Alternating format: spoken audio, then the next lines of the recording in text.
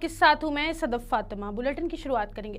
प्रधानमंत्री नरेंद्र मोदी बिहार में 2 दिनों के प्रवास पर आने वाले हैं। उनके बिहार प्रवास को लेकर जहां सियासी पारा गर्म है, वहीं इसे राजनीतिक रूप से भी खास माना जा रहा है। चुनाव के मद्देनजर इसे बीजेपी का बड़ा राजनीतिक दांव भी बताया जा रहा।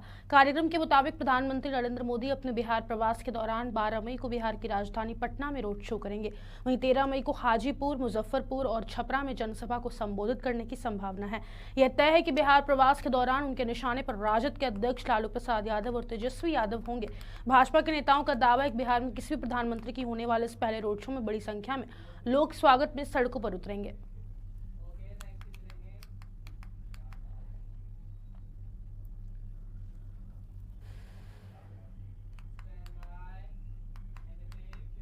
लोकसभा चुनाव को लेकर पीएम मोदी के रोड पर जीतन राम मांझी ने कहा कि बिहार से उनका लगाव है, बिहार उनके लिए पसंदीदा है। वे बिहार को आगे बढ़ाने के लिए बिहार के पृष्ठभूमि को जानना चाहते हैं। डबल इंजन की सरकार है, भारत के प्रधानमंत्री नरेंद्र मोदी आ रहे हैं तो ज्यादा यहाँ की स्थिति को समझने के लिए बिहार को आगे बढ़ने का प्रयास करेंगे, इसलिए रोड शो कर रहे हैं। हिंदुओं की संख्या घटने की रिपोर्ट पर मांझी ने कहा कि ये पर्सनल बातें हैं, धर्म को लेकर आगे नहीं चलना चाहिए।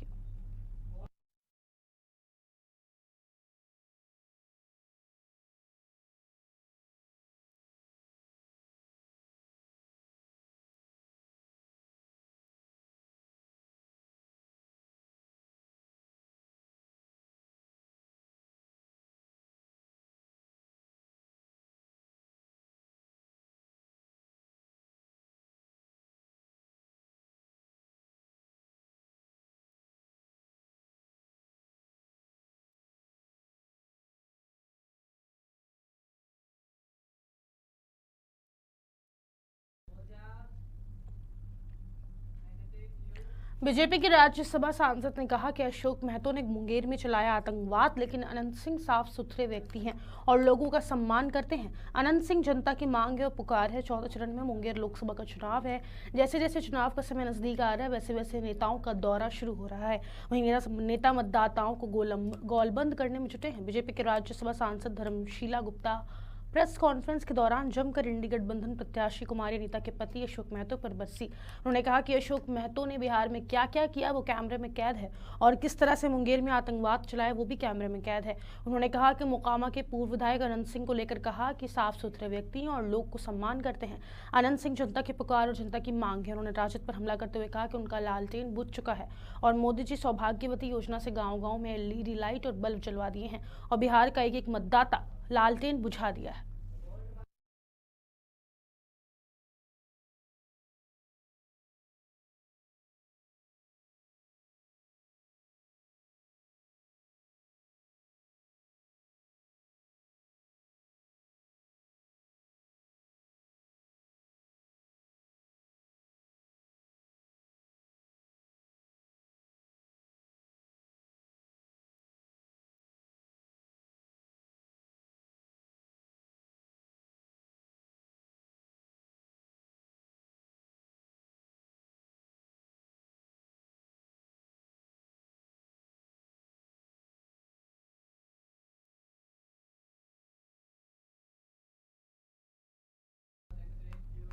बीजेपी के राष्ट्रीय प्रवक्ता शहनवाज हुसैन ने बड़ा बयान दिया। शहनवाज हुसैन ने लालू प्रसाद यादव के द्वारा मुस्लिम आरक्षण पर दिए गए बयान पर निशाना साधा है। बीजेपी नेता और पूर्व मंत्री शहनवाज हुसैन ने पटना एयरपोर्ट पर मीडिया कर्मियों से बातचीत करते हुए कहा कि कोई नेता दूसरा जन्म भी ले ले, कोई नेता विपक्ष का तब भी धर्म के आधार पर आरक्षण नहीं दे सकता है। भारत का संविधान धर्म के नाम पर आरक्षण देने की इजाजत नहीं देता है। ऐसे मुसलमान में जो बैकवर्ड मुस्लिम है, पसमानदा, उनको मंडल कमीशन आरक्षण मिला हुआ है और जो मुसलमान में स्वर्ण जाति है उनमें 10% जो गरीबों को आरक्षण मिला वह मिला हुआ है। लेकिन अगर 10% मिलने के बावजूद मंडल कमीशन के निर्णय के बावजूद कोई ये कह दे धर्म के नाम पर आरक्षण मुसलमान को दे देंगे, यह संविधान में नहीं है। और इस तरह का बयान सिर्फ वोट के लालच में दे रहे नेता हम लोग मानते हैं। धर्म के नाम पर आरक्षण नहीं है, लेकिन ये लोग सिर्फ वोट के लिए कुछ बयान दे रहे हैं, वोट बैंक की पॉलिटिक्स कर रहे हैं। देश के प्रधानमंत्री ने भी इस बात का जिक्र किया है।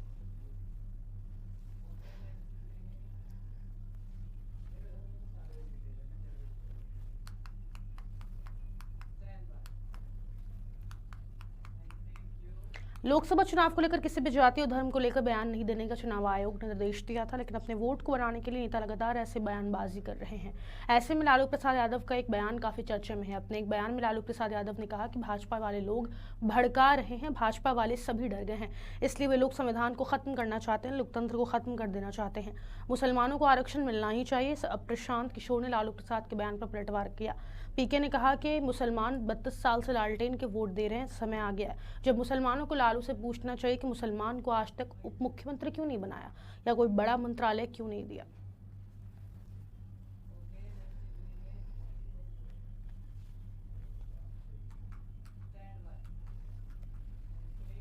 लोकसभा चुनाव के चलते सांसद चिराग पासवान का बयान सामने आया। उन्होंने कहा कि प्रधानमंत्री तीसरी बार शपथ लेने जा रहे हैं। अगर इसको यह जाना कहते हैं तो बिल्कुल यह बात है कि वे जाएंगे और तीसरी बार प्रधानमंत्री पद की शपथ लेंगे। जितना ध्यान विपक्ष के नेता मेरे प्रधानमंत्री पर देते हैं, अगर उतना ध्यान अपने प्रत्याशी पर दे देते तो संभवतः उनकी जमानत बच जाती।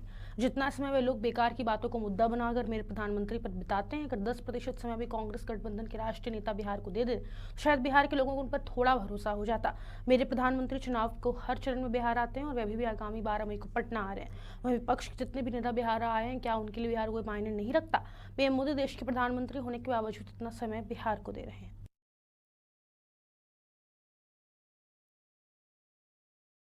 आएंगे और तीसरी बार प्रधानमंत्री पद की शपथ लेंगे। जितना ध्यान ये विपक्ष के नेता मेरे प्रधानमंत्री पर देते हैं, इतना ध्यान अगर अपने प्रत्याशियों पे दे दे तो संभवतः उनकी जमानत बच जाएगी। जितना समय ये लोग व्यर्थ की बातों को मुद्दा बनाने में ये लोग लगाते हैं, बिहारियों की चिंता कर लेंगे, उनसे जुड़े विषय अगर ये लोग उठा लेंगे तो संभवतः इनके प्रत्याशियों का प्रदर्शन थोड़ा बेहतर हो जाएगा। और जितना समय ये मेरे प्रधानमंत्री पर बिताते हैं, उसका 10% समय भी इनके गठबंधन के राष्ट्रीय नेता अगर बिहार और बिहारियों को दे देंगे तो शायद बिहारियों का थोड़ा विश्वास उन लोगों पर भी हो जाएगा। केंद्रीय गृह राज्य मंत्री उजियारपुर लोकसभा से एनडीए समर्थित बीजेपी प्रत्याशी नित्यानंद राय ने वैशाली के पातेपुर हाई स्कूल परिसर में चुनावी सभा में कांग्रेस के वरिष्ठ नेता राहुल गांधी और नेता प्रतिपक्ष तेजस्वी प्रसाद यादव पर जमकर हमला बोला। उन्होंने कहा कि उन लोगों के पेट में दर्द हो या माथे में, उससे कुछ नहीं होगा। प्रधानमंत्री तीसरी बार नरेंद्र मोदी ही बनेंगे। नरेंद्र मोदी को तीसरी बार प्रधानमंत्री बनाने के लिए बिहार की 40 सीटें बीजेपी के पाले में आ रही है। उन्होंने केंद्र सरकार के द्वारा चलाई गई सभी योजनाओं और उजियारपुर लोकसभा क्षेत्र में किए गए विकास कार्यों को भी विस्तार से सभा में मौजूद लोगों को गिनाया है। बता दें कि कार्यक्रम में पूर्व उप मुख्यमंत्री जीतन राम मांझी को भी तो आना था, पर वह किसी कारणवश नहीं पहुंच पाए। नित्यानंद राय ने पातेपुर के आधा दर्जन से ज्यादा पंचायत में जनसंपर्क अभियान चलाया और नुक्कड़ सभा कर लोगों को अपने पक्ष में वोट करने की अपील की है।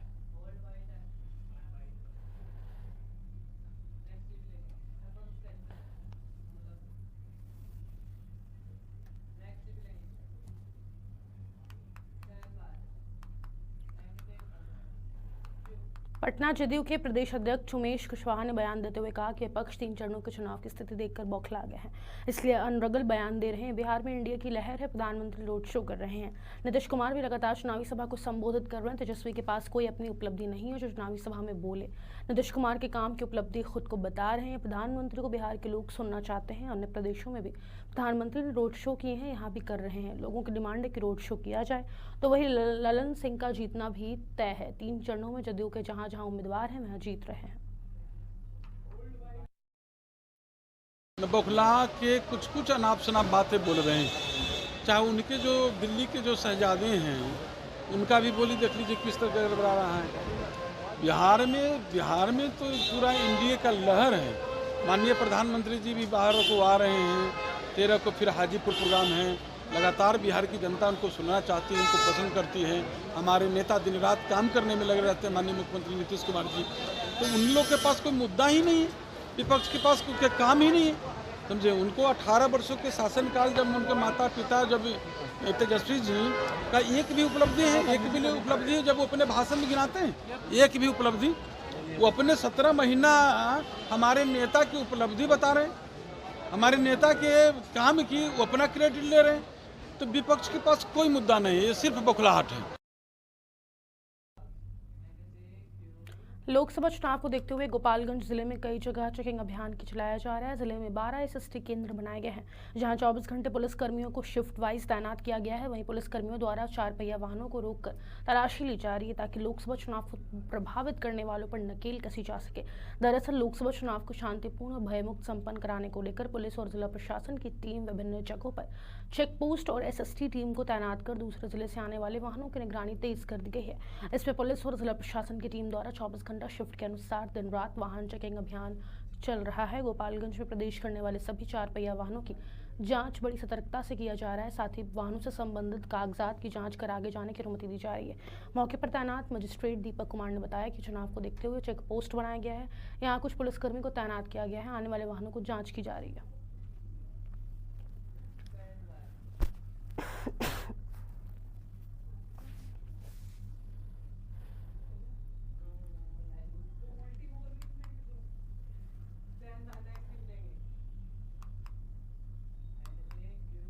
गोपालगंज जिले के सदर अस्पताल में इलाज कराने गए एक मरीज की बाइक अज्ञात चोरों ने चोरी कर ली। तो वहीं पीड़ित स्थानीय थाने में बदमाश चोरों के खिलाफ लिखित आवेदन देकर मामला दर्ज करवाया।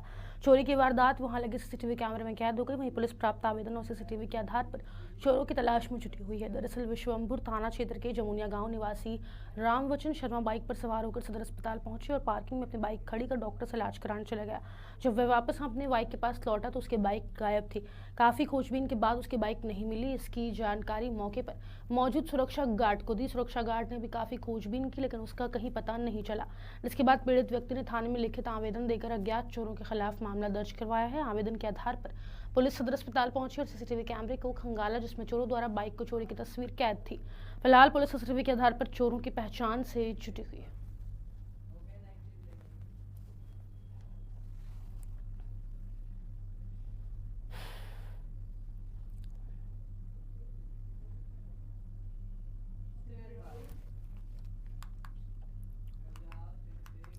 बिहार एसटीएफ, डीआईयू और मुजफ्फरपुर पुलिस की संयुक्त कार्रवाई बड़ी सफलता हाथ लगी। दरअसल सूचना के आधार पर मुजफ्फरपुर जंक्शन के बाहर 2 लोगों को गिरफ्तार किया गया, जिसके पास से AK-47 असॉल्ट राइफल का बट और दूरबीन बरामद किया गया है। जिससे पूछताछ के बाद फकोली ओपी क्षेत्र में छापेमारी कर एक और व्यक्ति को गिरफ्तार किया गया, जिसके पास से AK-47 राइफल जब्त किया गया।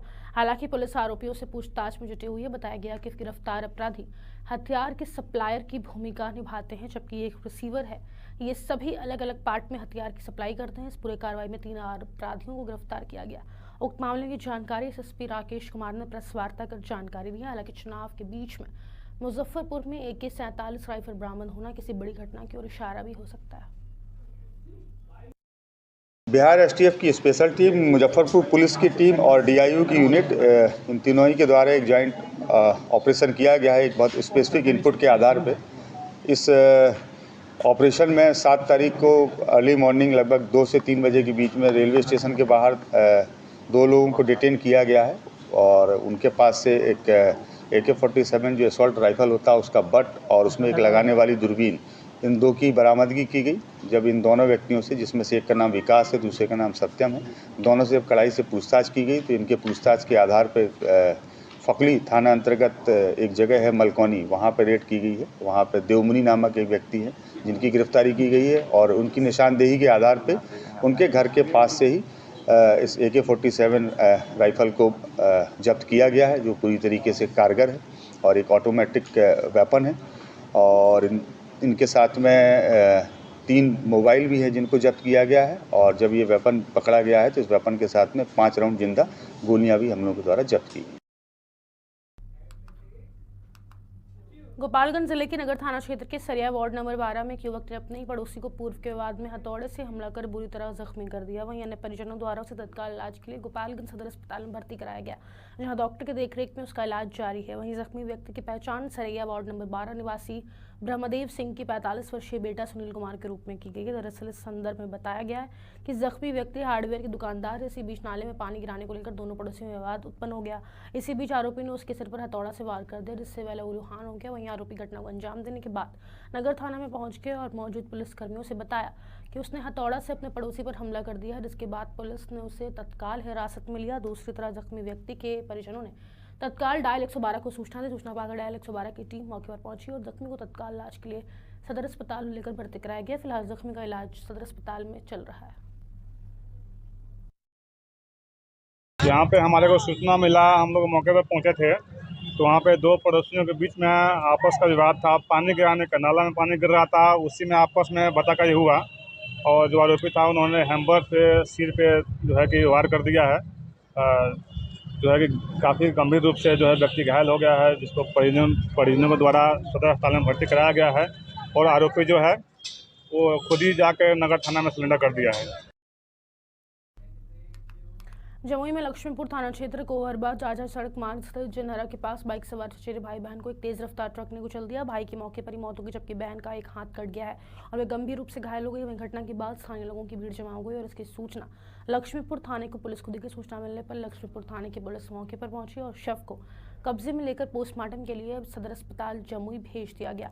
मृतक की पहचान लक्ष्मीपुर थाना क्षेत्र के घोरलाई निवासी अरविंद इंसाफ के 22 वर्षीय पुत्र पुष्कर कुमार के रूप में हुई है, जबकि घायल छात्र और उसकी चचेरी बहन 17 वर्षीय विभा कुमारी के रूप में हुई है।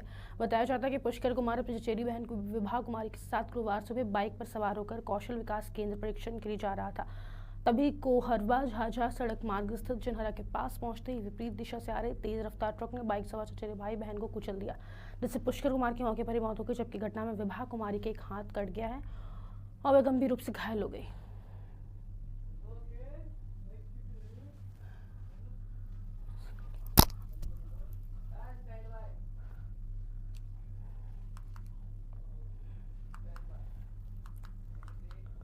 मधुबनी जिले के बेनीपट्टी थाना क्षेत्र अंतर्गत करहारा पंचायत वार्ड 8 सोहरौल गांव में तालाब में डूबने से 2 बच्चों की दर्दनाक मौत हो गई है। मृतक की पहचान सोहरौल गांव के मोहम्मद जुबैर के 9 वर्षीय पुत्र मोहम्मद दिलशाद और मोहम्मद फैयाज के 8 वर्षीय पुत्र मोहम्मद अयान के रूप में हुई है। स्थानीय लोगों से प्राप्त जानकारी के अनुसार दोनों मृतक अन्य बच्चों के साथ गांव से तकरीबन 300 से 400 मीटर की दूरी पर स्थित तालाब में स्नान करने गया था।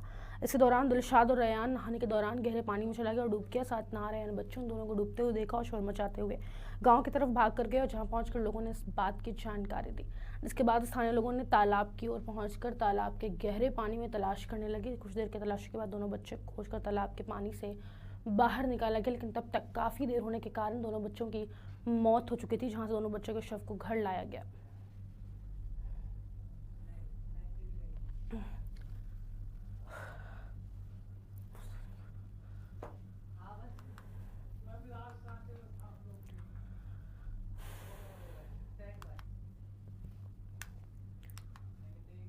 पटना सिटी के पंजाब नेशनल बैंक से पैसा निकालकर घर जा रही महिला से बाइक सवार अपराधियों ने दिन दहाड़े 2 लाख छीनकर फरार हुए। घटना की सूचना के बाद महिला ने इसके लिखित शिकायत चौक थाने में की है। बताया जा रहा है कि मानस पद की रहने वाली कविता सिंह पटना सिटी के कोनोडिया भवन स्थित पंजाब नेशनल बैंक से अपने बेटे की इंजीनियरिंग पढ़ाई के लिए 2 लाख निकालकर अपने घर जा रही थी। बैंक से निकलकर सड़क पार करने के क्रम में मोटरसाइकिल से आए 2 अपराधियों ने उनके रुपए से भरा हुआ बैग छीनकर फरार हो गए। घटना की सूचना के बाद मौके पर पुलिस पहुंची और मामले की छानबीन शुरू कर दी। इस मामले को लेकर चौक थाना प्रभारी राशि कुमार राणा ने बताया कि पैसा छीनने की सूचना मिली है।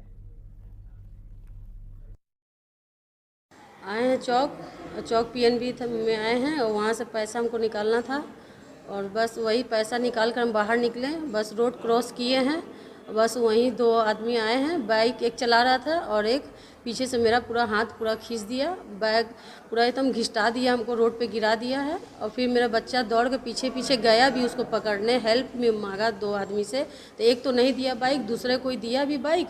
कुछ दूर गया भी मेरा बेटा उसके पीछे पीछे बाइक वाले के पीछे, लेकिन वो बाइक पकड़ाया नहीं, निकल गया। और फिर मेरा बेटा पैदल वहाँ से वापस आया, नाला रोड की तरफ भागा। और हम मानस पथ रहते हैं सिटी हॉस्पिटल के पास। क्या नाम? कविता सिंह।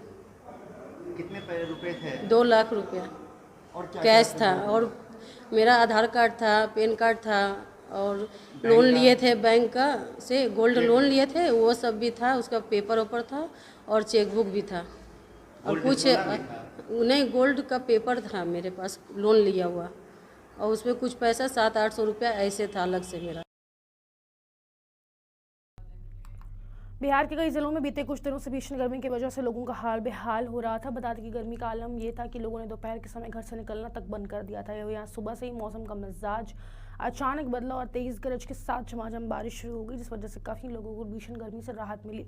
वहीं अगर बात करें मौसम विभाग की, तो मौसम विभाग ने भी बारिश और तेज आंधी का अलर्ट जारी कर रखा है, जिसका साफ साफ असर देखने को मिल रहा है।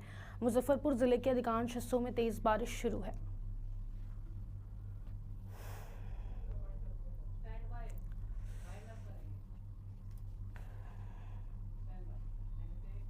और फिलहाल के लिए इस वक्त के बुलेटिन में बस इतना ही। मुझे दीजिए इजाज़त। नमस्कार।